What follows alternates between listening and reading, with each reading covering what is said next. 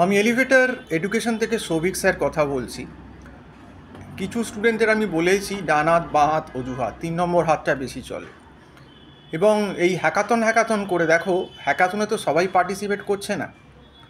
যারা পার্টিসিপেট করছেন তারা যুক্তি দিয়েছেন তাদের অসুবিধে হচ্ছে, এটা আমি তাদের সঙ্গে একমত যে ইউনিভার্সিটির ব্যাপারটা নিয়ে রুটিনটা ফেলা নিয়ে এক্সামের নিশ্চয়ই ভাবা উচিত।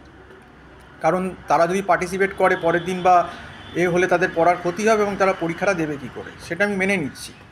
কিন্তু হ্যাকাথনে পার্টিসিপেট করছে না এরকম স্টুডেন্টই বেশি, এবং তারা সারা বছর সেমিস্টারের ডে 1 থেকে কোনো পড়াশুনো করেনি। এখন তারা লাফালাফি করছে। এবং আমাদের ভিডিও কিন্তু শুধুমাত্র সেই সমস্ত স্টুডেন্টদের জন্যই বলা যারা কিন্তু পড়াশুনো করে না। এবং যারা কমেন্ট বক্সে এসে বেশি লাফালাফি করছেন বা বেশি উল্টোপাল্টা কথা লিখছেন, এই সমস্ত বেশিরভাগ এই ক্যাটাগরিরই স্টুডেন্ট। হ্যাকাথনে হয়তো সত্যিকারের পার্টিসিপেন্ট বা অসুবিধা আছে, হয়তো কিছু সংখ্যক স্টুডেন্ট থাকতে পারে, সেটা আলাদা বিষয়।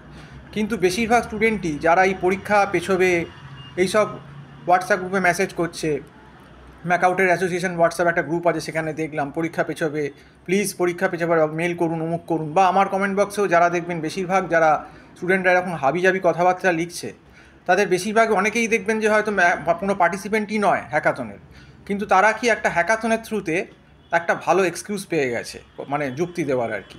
কারণ সত্যি তো সবাই তো হ্যাকাথনে পার্টিসিপেট করবে না, তো যারা পার্টিসিপেট করবে না তাদের এত মানে গা জ্বলছে কেন? আমি তো আমাদের তো শুধু একটা কথাই বলেছি, পড়াশুনো করার কথা এবং এক্সাম ঠিক সময়ে হওয়ার কথা, এর বাইরে তো কোনো কথা আমরা বলছি না।